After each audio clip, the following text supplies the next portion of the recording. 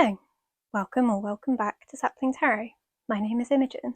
Today I'm going to be talking to you about books, specifically the books that I've been working with and reading for the last 3 months. This is like a companion video to the last video that went up on my channel, which was all of the other stuff that I've been working with and enjoying over the last 3 months. I'm going to start with the tarot and witchcraft and non-fiction, and then I'm going to move on to fiction if you're interested in that.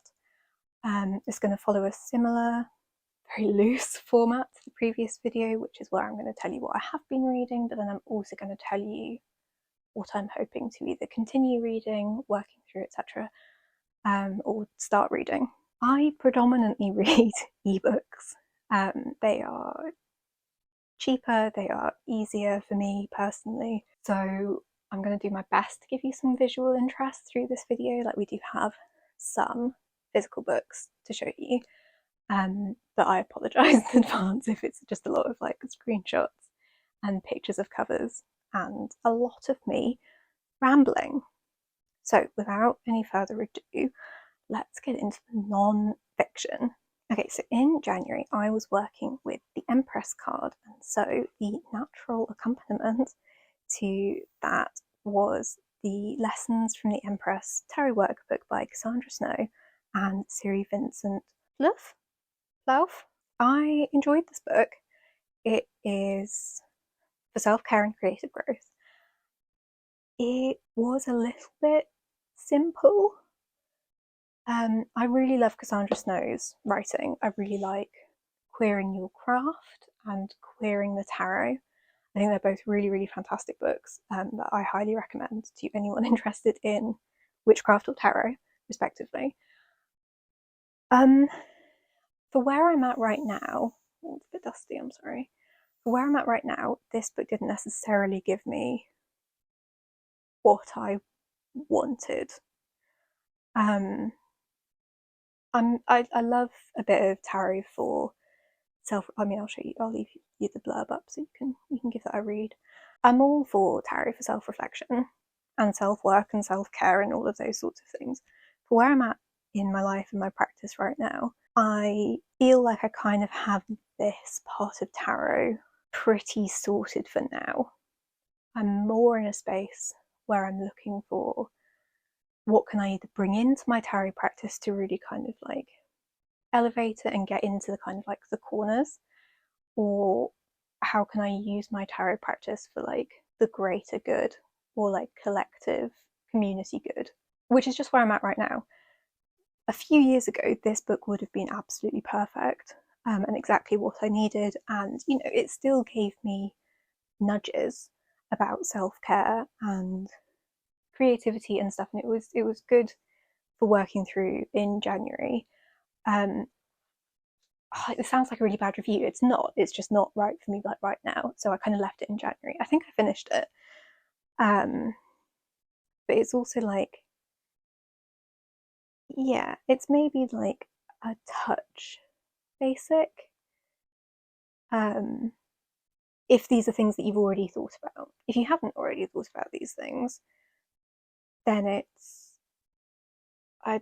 then it's probably great and really useful.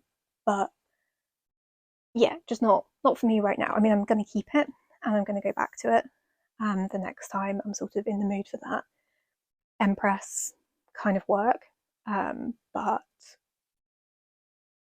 I'm just going to leave it for there right now.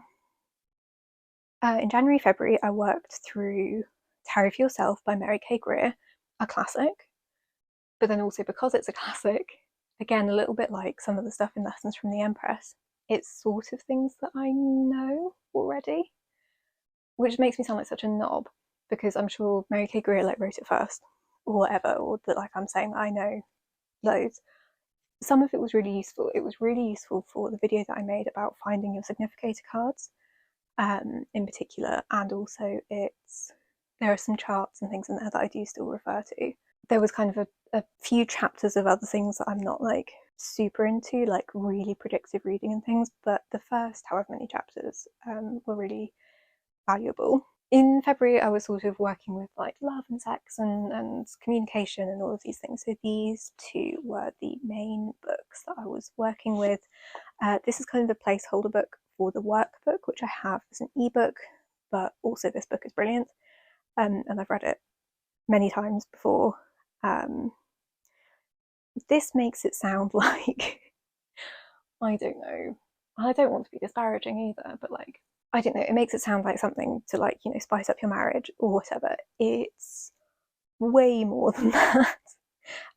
If you have any kind of trauma or baggage kind of related to this kind of stuff, this book is really useful for helping you learn more about your equipment and the neurology and the psychology and stuff around how to use your equipment.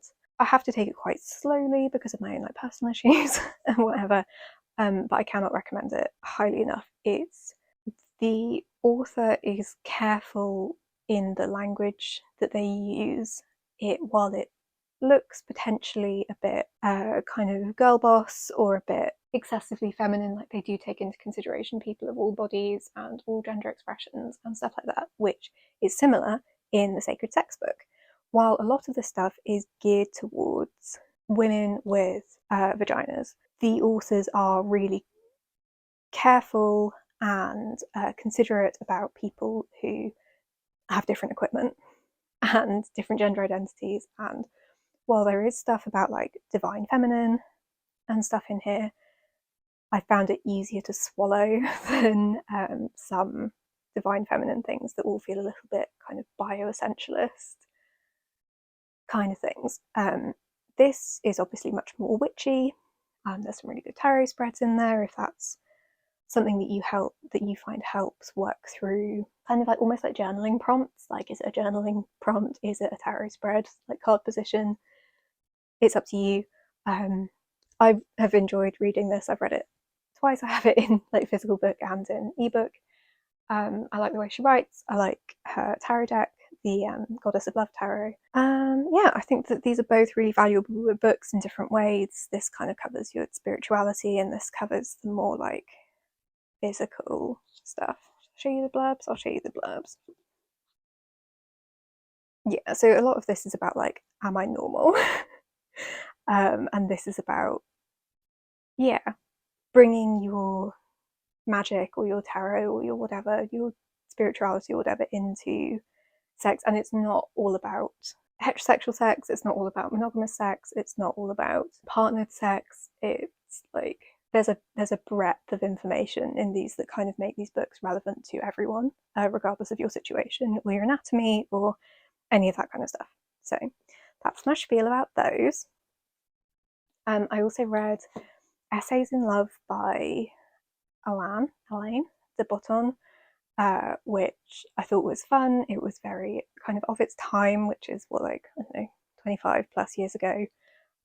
Girl meets boy, etc., etc. But it like raises some interesting questions for those of us who are either curious about like heteronormative and monogamy normative lifestyles and the expectations and pressures that come with those, and also those of us who've been like pickled in all of that, and like it raises some interesting questions about whether we need to subscribe to all of that. And then along similar lines, All About Love by Bell Hooks is, I mean, it's a classic for a reason. It covers so many different sorts of love, and it's way more than just sex or just like kind of romantic relationships and stuff. It's really great, and you can get it on Spotify for free to be read to you in like audiobook style, and it's brilliant. Another witchy book that I read was Sigil Witchery by Laura Tempest Zakharov, which I thought was really good. It's like a different way of making sigils than I've seen in most places, and it's kind of a more like arty, creative way of working, and I quite liked it. It's quite simple, but I liked it. And then in March, I mentioned in my previous video that I've been kind of working to like decolonize and deconstruct my perspective around like psychology and sort of to step away a little bit from Western psychological frameworks. I really recommend, if that's something that you're interested in, there's people like Dr. Rosales Mayfair. But then ironically, because I've been doing that, of course, I've also been reading more psychology and philosophy books written by, like white Western men largely, which is, it's all about balance, isn't it? So this is No Bad Parts by Richard Schwartz.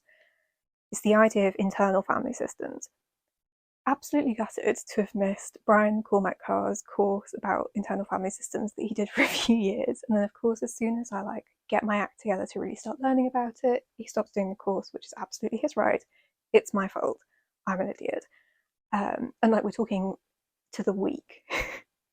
He stopped running the course a week before I picked up this book. It's something I'm working through in therapy, but it's also something that I think works quite nicely with tarot. If you're not familiar with the idea of internal family systems, it's the idea that we are all multiples.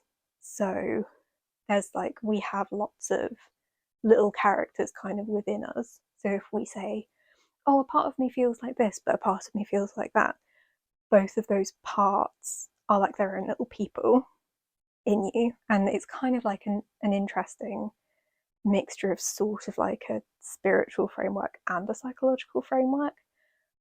It's really fascinating. If that's the kind of thing that you're into, I really recommend checking it out. You don't need to buy the book. You don't need to be in therapy. It's just an interesting kind of scratchy head thought exercise. You can do art around it of once you think about your parts, what do they look like? Do they have names? How old are they? That kind of stuff. And then particularly if you are working through trauma and things, it can be an interesting framework for working through stuff like that. Another perfect, wonderful little book is the Tarot Magpie's Tarot-zine Edition 1 of Everyday Tarot Spreads. And please ignore my scabby version of it. It's a PDF that you print out yourself, and I did it badly. And I really recommend it. It's £2 or something, £2.50 maybe on Etsy. And it's so cute and they're so good. And then also, follow and support Tarot Magpie. But yeah, so this is a great little zine. And so this is obviously related to tarot. And then another book is The Secret Lives of Colours by Cassia St. Clair, which was in the original video, Christine Rose L talking about colour in tarot. And I remember that I had that book and I went back and I read it, and it's so good. I really, really enjoyed it. I love art and the history of art and colours and all of that kind of stuff, and it's just fantastic. So in terms of moving forward, I'm going to be, I started reading this, which is Red Tarot, A Decolonial Guide to Divinatory Literacy by Christopher Marmolejo. I started reading this in March. I'm going to be continuing it. I haven't read enough of it to have a super firm opinion on it, but I feel like the review that Benabel Wen wrote about it really gets to the essence of what the book's all about, so I really recommend you go and read that. I'm really excited. I've been dipping in and out and taking notes and stuff as I've been doing readings, so it'll probably be a book that it'll take me fucking ages to finish because I'm not reading it cover to cover, because it's it's a big boy, and I think that would maybe be a bit intimidating to just sit down and try and read it. And speaking of big books, in my previous video I mentioned that for Taurus season I want to be working with the Herbcrafters Tarot, and so I thought I would bring this book as the perfect accompaniment to take me into Taurus season, which is Herbalism and State Violence by Nicole Rose, who is an incredible herbalist who runs the Solidarity Apothecary, currently on maternity leave. But I've been working through her Herbalism for PTSD. I think it has a longer title than that, but effectively Herbalism for PTSD course for a while as I've been doing my other herbalism studies, and it's a self-paced thing.